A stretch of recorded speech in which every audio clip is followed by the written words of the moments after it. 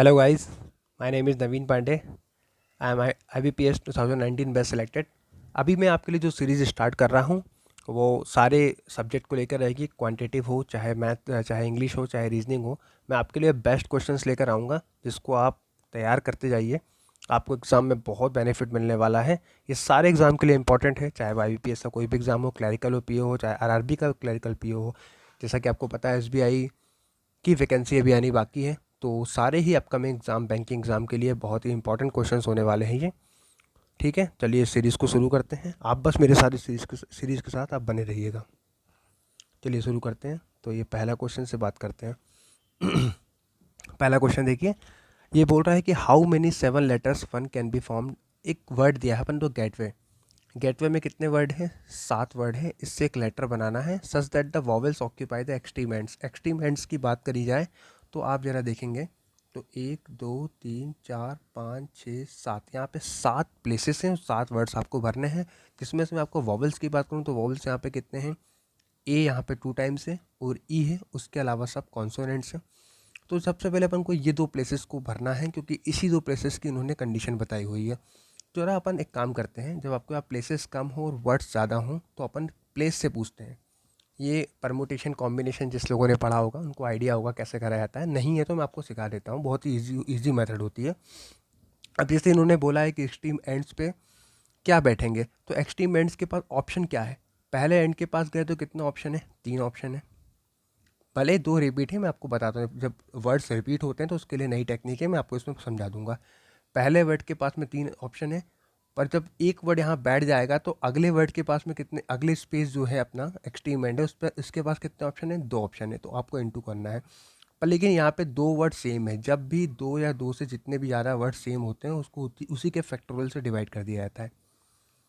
आपको बात समझ में आ गई है? इनटू। अब कितने प्लेसेस बचे हैं? 1 2 3 4 5। वो कितने वर्ड बचे हैं? 5। 5 वर्ड को 5 जगह बैठाने के तरीके कितने होते हैं? फैक्टोरियल 5 होता है। ठीक है, परमुटेशन एंड कॉम्बिनेशन का बेसिक रूल होता है, इसी तरीके से सेट किया जाता है। अब इसको आप सॉल्व कर लीजिए। फैक्टोरियल 2 का मतलब होता है 2 और इसके पीछे जितने बच रहे हैं 1 तक सबको निकालिए। तो फैक्टोरियल 2 के अंदर से क्या निकलेगा? 2 इंटू 1, कुल मिला के 2 निकलेगा। तो ये 2 से 2 काट दीजिए। और यहाँ पे फैक्टोरियल 5 का मतलब कितना होता है? फैक्टोरियल 5 का मतलब होता है ये 5 4 3 2 1। तो 5 चौको 20, तो 60 दूनी 120, दिया 360। तो 360 ऐसे वर्ड्स बन सकते हैं जिसके एक्सट्रीम एंड पे क्या रहेगा? आपके वॉवेल्स रहेंगे। तो इसका करेक्ट आंसर कितना हो जाएगा? 360। इससे related question IBPS clerical exam में बहुत बार देखा गया है, तो इस क्वेश्चन को आप जरूर प्रैक्टिस कर लीजिएगा। ठीक है, चलिए अगले क्वेश्चन की तरफ बढ़ते हैं। तो अगला क्वेश्चन आपका कंपाउंड इंटरेस्ट रिलेटेड है। अब ये बोल रहे हैं कि आयुष नाम के व्यक्ति ने 16% कंपाउंड इंटरेस्ट पे 2 साल के लिए कोई पैसा इन्वेस्ट किया है और कंपाउंड इंटरेस्ट हमको सेकेंड ईयर का देके रखा है। तो पूछा है इन्वेस्टमेंट कितना। ऐसे क्वेश्चन बहुत सारे एग्जाम में देखने को मिलते हैं। आप सिर्फ एक क्वेश्चन की मदद से समझ सकते हैं कैसे इस क्वेश्चन को सॉल्व किया जाता है। अब बेसिकली जो इन्होंने आपको रेट ऑफ इंटरेस्ट दिया है वो देके रखा है 16%। पर लेकिन जनरली क्या होता है क्वेश्चन में, पेपर के अंदर आसान परसेंटेज आते हैं। जनरली हम लोग पढ़ के रखते हैं जैसे 12.5%, ऐसे परसेंटेज जो हम लोग हमेशा जानते रहते हैं। जैसे 20% हो गया है ना, तो ये सब परसेंटेज हम लोग जानते हैं। ऐसा कितना होता है? 12.5 का 1/8 हो जाता है, 20% का 1/5 हो जाता है, तो ये आसान हो जाते हैं। पर लेकिन 16% देख के आपको घबराना नहीं है। आप केवल एक स्टेप सॉल्व करिए, इसका सॉल्यूशन आपको मिल जाएगा। लेट से आपका जो प्रिंसिपल था वो 100 रुपीज़ है। आपने 2 साल के लिए पैसा लगाया है 16% पे, तो 16% पे आपको मिलेगा कितना? 100 का 16% कितना हो जाएगा? 16। ये मिल जाएगा फिर से आपको 16। ये आपको पहले साल का ऐसा ही हो गया, दूसरे साल का ऐसा ही हो गया। पर ये कंपाउंड इंटरेस्ट है तो आपको इंटरेस्ट पे भी इंटरेस्ट मिलेगा। तो 16 रुपये पे भी 16% का ब्याज मिलेगा, जो कि कितना हो जाएगा अपना? 2.256। ये कैसे निकालते हैं सबको पता है कि 16 का 16% कैसे निकाला जाता है। ठीक है, तो आपको फर्स्ट ईयर में कितना मिला? 16 रुपये। सेकेंड ईयर में 16 रुपये सिंपल इंटरेस्ट मिला, पर कंपाउंड इंटरेस्ट मिला के कितना हो गया आपका टोटल? 18 रुपये 56 पैसे। तो जो आपको CI फॉर सेकेंड ईयर की बात करूं तो आपको कितना मिल गया है? ये मिल गया है 18 रुपये 56 पैसे। अब इन्होंने दे के रखा है CI for second year is 9280। It means 18.56 is equal to 9280। अब एग्जामिनर क्वेश्चन ऐसा ही बनाएगा जो आसानी से कट जाए। तो आप देखेंगे 1 की वैल्यू यहाँ से निकालेंगे तो एग्जैक्टली 5 टाइम जाएगा, तो 1 की वैल्यू कितनी हो जाएगी? 500। वन की वैल्यू 500 है, आपका प्रिंसिपल कितना था, 100 था, तो आपके हिसाब से प्रिंसिपल कितना हो जाएगा, 100 इंटू 500 इज इक्वल टू 50,000। इसका मतलब 50,000 रुपये वो पैसा इन्वेस्ट किया गया होगा। तो आंसर क्या हो गया आपका, डी। ठीक है, तो आप समझ गए प्रोसेस कैसे निकाला जाता है। ठीक है, अगले क्वेश्चन की तरफ बढ़ते हैं। अगला क्वेश्चन क्या बोल रहा है, of three numbers second is thrice the first while third is 6 time the second. बहुत बेसिकली इस क्वेश्चन को पढ़िए, आप इसको समझ जाएंगे क्या बोलना चाह रहा है। तीन नंबर में सेकंड जो है थ्राइस द फर्स्ट, फर्स्ट से तीन गुना है तो फर्स्ट को x ले लो, तो सेकंड कितना हो जाएगा आपका 3x। While third is 6 time the second, इसका 6 गुना थर्ड है तो कितना हो जाएगा 18x। ठीक है, आपके पास तीनों नंबर आ गए हैं। If there average is 66, average कैसे निकालते हैं, तीनों को जोड़कर 3 से डिवाइड कर देते हैं, 18 3 21 और 1 22, तो 22x अपॉन में 3 बराबर कितना देख रखा है 66, तो x बराबर कितना हो जाएगा आपका 22 से काटा 3 टाइम, तो x बराबर हो गया 9। ठीक है, अ न्यू नंबर 4, एक अब ये बोल रहे हैं कि नया नंबर जो है जो इसके 3 के अलावा है, 4 more than the average of other 3 is included. ठीक है, अब ये बोला जो नया नंबर आपका आ रहा है, लेट से वो y है आपका, वो सभी के एवरेज से कितना है 4 मोर देन, उनसे 4 ज़्यादा है, तो सभी का एवरेज तो ऑलरेडी दे के रखा है 66, तो 66 से 4 ज़्यादा कितना हो जाएगा आपका 70 हो जाएगा। ठीक है, 4 more than the average of other 3। अब देखो क्या बोल रहा है, जरा इसको समझिए। हाँ, तो जो अपना चौथा नंबर है कितना है, वो क्या बोला उन्होंने 66, जो तीनों के एवरेज है उससे 4 ज़्यादा है, तो अपना फोर्थ नंबर कितना निकल के गया 70 निकल के आ गया। अब ये बोल रहा है कि find average of first and fourth number. First number कितना है x, x की वैल्यू कितनी है 9, फोर्थ नंबर कितना निकल के आया आपका 17 डिवाइडेड बाई, दो लोग हैं 2 से कर दिया 79 डिवाइडेड बाई 2, उसको डिवाइड कर लीजिए, 2 3 6 2 नाम 18, 39.5 हो जाएगा। तो आपका जो एवरेज है वो कितना है 39.4। ठीक है, आई बात समझ में आपको। तो इस प्रकार से भी क्वेश्चन एग्जाम में देखने को मिलते हैं, है ना। ठीक है, चलिए अगले क्वेश्चन की तरफ बढ़ते हैं। अगला क्वेश्चन आपका देखिए, अब ये बोल रहा है कि ये बेसिकली थोड़ा सा एवरेज से रिलेटेड क्वेश्चन है, पर ऐसे क्वेश्चन भी बहुत देखने को मिलते हैं, आप लोगों ने देखे भी होंगे प्रीवियस ईयर पेपर के अंदर, वो नहीं देखें तो कोई बात नहीं, आप इसको देख लीजिए, क्वेश्चन एग्जाम में देखने को आपको जरूर मिलेगा। अब रोहित स्कोर करता है 84 मैथ्स में, 79 साइंस में, वहीं करण व्यक्ति जो है वो मैथ्स में 85 करता है। अब average score of Karan 6 more than the average score of Rohit in both the subject. ठीक है, चलिए ठीक है, तो अपने पास जो करण का डेटा है वो केवल काय का है, मैथ्स का है, अपन को साइंस के बारे में नहीं पता है, वही अपन से पूछा है कि साइंस में क्या स्कोर है। ठीक है, अब क्या इन्फॉर्मेशन है कि एवरेज स्कोर ऑफ करण जो है, करण का एवरेज कैसे निकालोगे, 85 मैथ्स में, साइंस का नहीं पता, प्लस x डिवाइडेड बाई 2, ये एवरेज निकल गया। ये कितना है 6 more than the average score of Rohit in both the subject. Rohit का दोनों सब्जेक्ट का स्कोर कितना है 84 प्लस 79 अपॉन में 2, ये एवरेज है। ये क्या है, इससे 6 ज़्यादा है, तो इसमें प्लस 6 कर दोगे तो इसके बराबर आ जाएगा, तो अपन को x निकालना है। इजी क्वेश्चन, कोई दिक्कत ही नहीं है, चलिए सॉल्व कर लेते हैं। तो ये कितना हो गया आपका 85 प्लस x अपॉन में 2 बराबर, इसको चाहे तो जोड़ लें आप, 9 4 13 का 3, हासिल 1 8 8 16, एलसीएम ले लिया 6 दूनी 12 डिवाइडेड बाई 2, तो ये कितना हो गया आपका 175 डिवाइडेड बाई 2, 2 से 2 काट दिया, तो x बराबर कितना हो गया 175 माइनस 85, तो कितना निकल के आ गया आपका 90। ठीक है, तो इसका मतलब जो उसका करण का साइंस में स्कोर था वो कितना था 90 था। जैसा ऐसा क्वेश्चन बोल रहा है वैसा वैसा आप करते जाइए, क्वेश्चन आसान है, आप प्रैक्टिस करेंगे तो ये बहुत तेज़ हो सकता है, तो मैं आपको समझा रहा हूँ इसलिए आपको थोड़ा स्लो लग रहा होगा। ठीक है, पर एग्जाम में आई हुए क्वेश्चन से, ठीक है, ऐसे क्वेश्चन आपको देखने को मिलेंगे। अगले क्वेश्चन की तरफ बढ़ते हैं। ठीक है, ये एज से रिलेटेड क्वेश्चन है, बोल रहा है Suman is 25 year elder to his son. ठीक है, 25 साल बड़ी हैं। इस 7 year hence the ratio of ages of Suman and his son will be 2:1। 7 साल के बाद दोनों की एज का रेशो दे के रखा है 2:1। Then how many years back from present Suman son was born. Suman कितने साल पहले बोर्न हुआ था आज के, ठीक है, प्रेजेंट समय से कितने साल पहले बोर्न हुआ था। तो यदि अपन को सुमन के बेटे की जो एज है सन की यदि पता चल जाए तो हम बता देंगे भाई, जैसे मान लो 20 साल आए तो 20 साल पहले बोर्न हुआ होगा, है ना।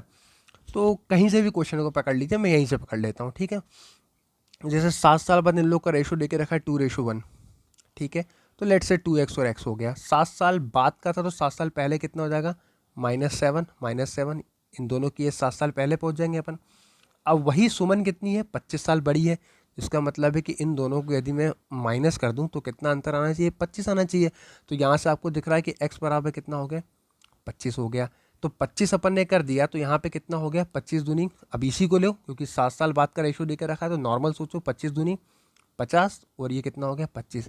ये कब आ गया, 7 साल बाद। पर यदि 7 साल पहले चलते प्रेजेंट सिनारियो में तो ये 43 हो जाता, ये कितना होता 18। इसका मतलब है कि जो उसका लड़का था उसकी एज कितनी थी, 18 साल थी। तो ये पूछ रहा है कि कितने समय पहले वो बोर्न हुआ, तो भाई 18 साल पहले बोर्न हुआ होगा, 18 का है, 18 साल पहले बोर्न हुआ होगा, तो आंसर कितना हो जाएगा 18 ही है। समझ आई, थोड़ा ट्रिकी क्वेश्चन, हल्का सा इसमें कन्फ्यूजन क्रिएट हो सकती है, पर लेकिन आप सॉल्व करेंगे तो आप समझ जाएंगे क्वेश्चन आसान था। नेक्स्ट क्वेश्चन की तरफ बढ़ते हैं। ठीक है, एक पर्सन 16 साल ओल्डर है उसके बेटे से, ठीक है, मतलब बड़ा है। After 2 year the person age will be double the age of his son, ठीक है। Then find the age of his son 8 year. वैसे ही सेम क्वेश्चन है, आप इसमें अपना दिमाग लगा सकते हैं तो आसानी से बना लेंगे। सन से 16 साल बड़ा है, लेट्स से यदि ये एक्स का बच्चा है तो ये कितना हो जाएगा, एक्स प्लस 16 ईयर का हो जाएगा। यदि सन की एज एक्स है तो फादर की एज कितनी हो जाएगी, एक्स प्लस 16 हो जाएगी। After 2 year the present age will be double the age of his son. यदि मैं बात करूँ 2 ईयर की बात करूँ तो 2 ईयर के बाद एक्स प्लस 2 हो जाएगा और ये एक्स प्लस 18 हो जाएगा। अब ऐसा कर दिया जाए तो present persons age will be doubled. अब इसकी जो एज है वो अपनी बच्चे की एज की क्या हो जाएगी, डबल हो जाएगी।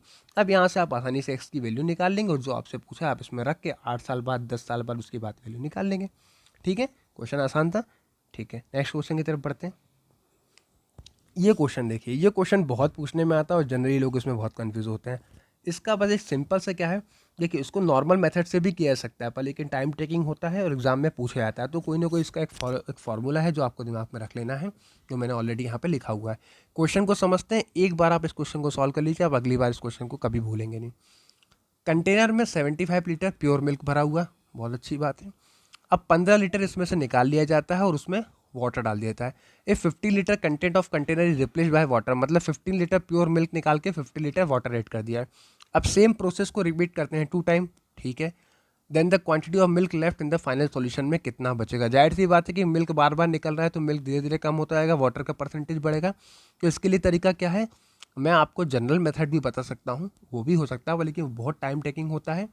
तो जब भी 2 या 3 बार रिपीटेशन होता है तो वहाँ पे ये चीज़ काम नहीं आती, आपका टाइम ज़रा लॉस होगा। तो उसके लिए सिंपल सा फॉर्मूला समझिए। टोटल वैल्यू कितनी थी आपके पास, 75 थी। 1 माइनस कितनी चीज़ निकाली जा रही है, हर बार 15 निकाली जा रही है, कितने पर, 75 पे। और ये चीज़ कितनी बार रिपीट हो रही है, एक बार के बाद यहाँ पे सेम चीज़ को 2 बार और करते हैं, तो कितनी बार रिपीट कर दी, 3 बार रिपीट कर दी। तो ये वो फार्मूला है जिसके बाद में रिमेनिंग आइटम का आपको क्या सॉल्यूशन में कितना वो बचा हुआ निकाल सकते हैं। चलिए इसको सॉल्व कर लेते हैं। 75 ये कट जाता है, जनरली ये हमेशा कटने वाले देंगे आपको जो आसानी से कट जाए। तो 15 एकम 15 पचे 75, तो आंसर आ गया 4/5, पावर 3 है तो 4/5 को 3 टाइम लिख लीजिए। 5 25 3 बार हो गया, 4 चौको 16 चौको 64, तो 3 इंटू 64 डिवाइडेड बाई 5। चाहे तो यहीं काट दिए जैसा आपका मन करे, 5 से काट दिए, 5 एकम 5 हो जाएगा, 5 दूनी 10 हो जाएगा, 5 अट्ठे 40 हो जाएगा। ठीक है, 8 3 24 का 4 हासिल 2, 12 3 36 2 38, तो 38.4 लीटर मिल्क उसके अंदर बचा हुआ, जो कि आपका ऑप्शन नंबर बी है। समझ में आया आपको क्वेश्चन। ये क्वेश्चन आप देखते रहिए कि एग्जाम में आपको जरूर देखने को मिलेगा। ठीक है, आप बस इसके साथ लगे रहिए, आप मेरे साथ लगे रहिए। मैं आपको जो क्वेश्चंस की सीरीज़ बता रहा हूँ ये वो क्वेश्चन है जो डायरेक्टली आपको एग्जाम में देखने को मिलेंगे, और आप एक बार इसको देख लेंगे तो आपसे एग्जाम में बार बार गलती नहीं होगी फिर। ठीक है, moving on the next question. अब देखिए, सेम मिक्सचर एलिगेशन का क्वेश्चन है। Mixture of milk and water, 25 litre of water is added due to which the ratio of milk and water become from 4:5 to 2:5। अब देखो, किसी mixture में milk और water था, अब इसमें 25 लीटर पानी और जोड़ दिया गया, जिसके बाद इसका जो इनिशियल रेशियो था 4:5 से वो चेंज हो गया, कितना हो गया आपका 2:5 हो गया। ठीक है, find the initial quantity of mixture. इस क्वेश्चन को करने के ही बहुत सारे तरीके हैं, जो नॉर्मल सा क्वेश्चन है तो मैं आपको नॉर्मल सी मेथड इसमें बता दे रहा हूँ। 25 लीटर क्या मिक्स किया है, वाटर इसमें मिक्स किया है। लेट से जनरली अपन जो ओल्ड मेथड है वही काम लेते हैं। 4x कितना हो गया, मिल्क हो गया, 5x कितना हो गया, वाटर हो गया। 4x मतलब मिल्क तो कुछ ऐड ही नहीं किया है, लेकिन वाटर ऐड किया है, तो वाटर में ऐड कर दिया अपन ने 25 लीटर। ऐसा करने के बाद न्यू रेशियो कितना निकल के आता है, 2:5 हो जाता है। यहाँ से x की वैल्यू निकालना कोई बड़ी बात नहीं, बच्चों अकेले x की वैल्यू निकाल लीजिए आप, फाइनली यहाँ रख दीजिएगा, आपको पता चल जाएगा क्या चीज़ है इसके अंदर। यदि आपको सॉल्व करना है तो मैं आपको करवा भी देता हूँ। यहाँ से 2 से 2 काट दिया, 2 हो गया, 5 2 सा 10x बराबर 5x प्लस 25। आपको बहुत सारी कैलकुलेशन अपने मन में ही करनी है, हर बात के लिए पेन नहीं चलाना है। ये 10x में से 5x गया, 5x बचा होगा, 5 से 5 डिवाइड होगा तो x की वैल्यू कितनी हो गई 5। यदि x की वैल्यू 5 हो गई तो क्या पूछा है, find the initial quantity of mixture. Initial कितना था, मिल्क 4 था, पानी 9 था, टोटल मिला के 9 था। एक की वैल्यू 5 है, 9 की वैल्यू कितनी हो जाएगी 45 लीटर। तो आपका आंसर कितना हो जाएगा 45। क्वेश्चन आया समझ में? ऐसे क्वेश्चन आप उठा के देख लीजिए, प्रीवियस ईयर लगातार आए हैं, प्रीलिम्स में भी पूछे गए हैं, कई बार मेंस में भी देखने को मिलते हैं। ठीक है, चलिए अगले क्वेश्चन की तरफ बढ़ते हैं। देखिए, वो जो मैंने आगे आपको क्वेश्चन कराया था, सेम क्वेश्चन मैंने यहाँ पर डाला हुआ, जिससे कि आप इस क्वेश्चन की प्रैक्टिस कर लें। 45 लीटर का मिल्क भरा होता है, 9 लीटर बार बार निकाल रहे हैं और एक completely replace with water. Find the quantity of milk left in the final mixture. कितनी बार करा है, 9 litre of milk is taken out and completely replace with water, again 9 litre of mixture. देखो 45 में 1 माइनस 9 लीटर ओवर 45 कितनी बार करा है इन्होंने, 2 बार करा है। तो 45 इंटू 1 माइनस 9 5 45, तो 1/5 की पावर 2, तो 45। ये कितना हो बचा आपका 4/5 इंटू 4/5। ठीक है, 5 से काटा, 5 नाम 45। कैसे भी सॉल्व कर सकते हो उसको, 9 4 को 16/5। ठीक है, चाहे तो यहीं काट दिए, 5 3 15, 5 दूनी 10, 9 दूनी 18, होते 27 और 1 28, 28.8 लीटर बचा होगा, जो कि अपना ऑप्शन नंबर बी है। ठीक है, समझ में आया आपको? तो ऐसे क्वेश्चन आपको हर बार देखने को मिलेंगे। चलिए अपने अगले क्वेश्चन की तरफ बढ़ते हैं। क्वेश्चन नंबर, अब देखिए, ratio of present age of A that of B is 1:3 1 year ago, C is twice as old as A, if B is 21 year older than C, then find present age of B and C together is what percentage of present age of A. अब देखिए, ये question लग रहा होगा आपको कि लेंदी हो गया, पर लेकिन इस क्वेश्चन में बिल्कुल भी दम नहीं है। आप इस क्वेश्चन को देखेंगे तो सारी इन्फॉर्मेशन ऑलरेडी गिवन है। ठीक है, बस आपको इस पर करना है। देखिए कैसे करना है इस क्वेश्चन को। Ratio of present age of A to that of B is 1:3। A और बी की रेशियो दे के रखा है कितना, 1:3। ठीक है, अब 1 साल पहले C is twice as old as A. ठीक है, 1 साल पहले लेकर जा रहे हैं, कोई दिक्कत नहीं, इसको कर लीजिए एक्स, इसको कर लीजिए 3x। 1 साल पहले लेकर जाएंगी तो 1 साल पहले सी का एसोलेशन बता रहा, तो 1 साल पहले इसकी एज कितनी हो जाएगी, x-3 हो जाएगी। और यही x/3 का सी कितना है, twice as old as A के एज का दुगना है, तो सी का ट्वाइस कर दोगे तो कितना हो जाएगा तुम्हारा, ये सी की एज हो जाएगी ये। ठीक है, 1 year ago C is twice as old as A. ठीक है, 1 साल पहले की बात थी, करंट सिनारियो में लाओगे तो ऐसा करके +1 भी कर सकते हो, क्योंकि 1 साल पहले लेके गए थे हम इसको। तो 2x -6 + 1, तो कितना हो गया आपका 2x - 5। ठीक है, ए है अपने पास, बी है अपने पास, अब सी भी है अपने पास। B is 21 year older than C. अब बी कितना है, 21 ईयर ओल्डर है, मतलब बड़ा है, तो 3x - 2x - 5, दोनों एज को यदि घटाया जाए तो कितना आंसर आना चाहिए 21। और इसको आंखों आंखों में सॉल्व कर लीजिए, तो x बराबर कितना हो गया, ये प्लस का 5 वहाँ जाके घट जाएगा, कितना बचेगा आपका 16। x की वैल्यू कितनी आ गई 16। Then find present age of B and C together is what percentage of present age of A. बहुत सिंपल सा क्वेश्चन है। Present age of B and C together, B और सी टुगेदर ही कितनी as है, x की value है अपने पास, तो 6 3 18, इसकी वैल्यू कितनी आ गई 18। 6 करा 6 दूनी 12, में से 5 गया, कितने बचेंगे 7। इन दोनों का टुगेदर कितना हो जाएगा 25। What percentage of present age of age, x की वैल्यू कितनी है अपनी 16, इंटू में कर दिया आपने 100। 4 से काटो, 4 चौको 4 से काटा, कितना हो गया 25। 25 25 कितना होता है 625 डिवाइडेड बाई 4। इसको सॉल्व कर सकते हैं आप आसानी से। ठीक है, इसको सॉल्व कर लीजिएगा, आपका आंसर आ जाएगा। ठीक है, ठीक है, तो ये रहे कुछ क्वेश्चन जो मैंने आपको बताए थे। तो इस प्रकार से जो क्वेश्चन हैं एग्ज़ाम में देखने को मिलते हैं, और आप इसकी प्रैक्टिस करते आइए। मैं आपके लिए ऐसे ही बहुत सारे क्वेश्चंस लेके आता रहूँगा। ठीक है, जो जनरली एग्ज़ाम में पूछे जाते हैं, और आप उसकी तैयारी करते रहिए। आपकी जो भी क्वेरीज हैं, जो भी डाउट्स हैं, मुझे आप कमेंट करके बता सकते हैं। मैं आपकी प्रॉब्लम को सॉल्व करने की पूरी कोशिश करूँगा। ठीक है, मैंने एग्ज़ाम क्लियर किया है, मुझे पता है कि एग्ज़ाम कैसे टैकल किया जाता है, कम टाइम में एग्ज़ाम को टैकल करने का तरीका मैं जानता हूँ। तो if you have any problem, any doubt, let me know. Please like, share and comment, और सब्सक्राइब करिए मेरे चैनल को। Thank you very much.